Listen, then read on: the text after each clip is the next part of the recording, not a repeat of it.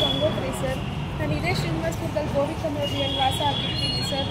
ನಮ್ಮಮ್ಮ ಹೆಸರು ವರಲಕ್ಷ್ಮಿ ಸರ್. ನಮ್ಮಪ್ಪ ಹೆಸರು ಎಸ್ ನಾರಾಯಣ ಸ್ವಾಮಿ ಸರ್. ನಮ್ಮಪ್ಪ ದೂರ ಆಗಿ 15 ವರ್ಷ ಆಗಿದೆ ಸರ್. ನಮ್ಮಮ್ಮ ಇನ್ನೊಂದು ಮದುವೆ ಮಾಡಿಕೊಂಡು 8 ವರ್ಷದಿಂದ ಅವ್ರ ಹೆಸರು ಎಂ ನಾರಾಯಣ ಸ್ವಾಮಿ ಅಂತ ಸರ್. ಅವರು ಇದೇ ಮುನ್ಸಿಪಲ್ ಆಫೀಸಲ್ಲೇ ವರ್ಕ್ ಮಾಡೋದು.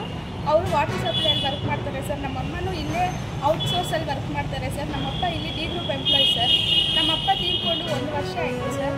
ನಮ್ಮಪ್ಪ ತೀರ್ಕೊಂಡಾಗ ಫೋನ್ ಮಾಡ್ತೀವಿ ಸರ್ ನಾವು ಈ ಥರ ತೀರ್ಕೊಂಡಿದ್ದಾರಮ್ಮ ಬಾ ಅಂದರೆ ನನಗೂ ಅವನಿಗೂ ಸಂಬಂಧನೇ ಇಲ್ಲ. ನನ್ನ ಗಂಡ ನನ್ನ ಮನೆಯಲ್ಲೇ ಇದ್ದಾನೆ. ನನಗೂ ಮದುವೆ ಮಾಡ್ಕೊಂಡು ಇಲ್ಲೇ ಇದ್ದೀನಿ 8 ವರ್ಷದಿಂದ ನರಸಿಂಹಪಾಳ್ಯದಲ್ಲಿ. ಇವಾಗ ಏನಾದರೂ ನೀವೇ ಅವ್ರಿಗೆ ಫೋನ್ ಮಾಡಿ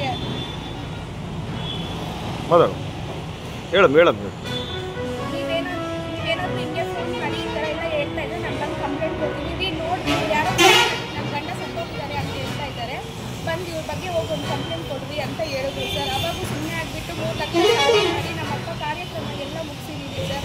ಎಲ್ಲ ಮುಗಿಸಿದ ಮೇಲೆ ಒಂದು ತಿಂಗಳು ಏನು ಮಾತಾಡಿಲ್ಲ, ಸುಮ್ಮನೆ ಇದ್ದೋಗ್ಬಿಟ್ಟು ಆಮೇಲೆ ಬಂದು ನನ್ನ ಗಂಡ ಕೆಲಸ ಬೇಕು, ನನ್ನ ಗಂಡ ದುಡ್ಡು ಬೇಕು, ಪೆನ್ಷನ್ ಬೇಕು ಅಂತ ದುಡ್ಡು ಪೆನ್ಷನ್ ಎಲ್ಲ ತಗೊಂಡಿದ್ದಾರೆ ಸರ್.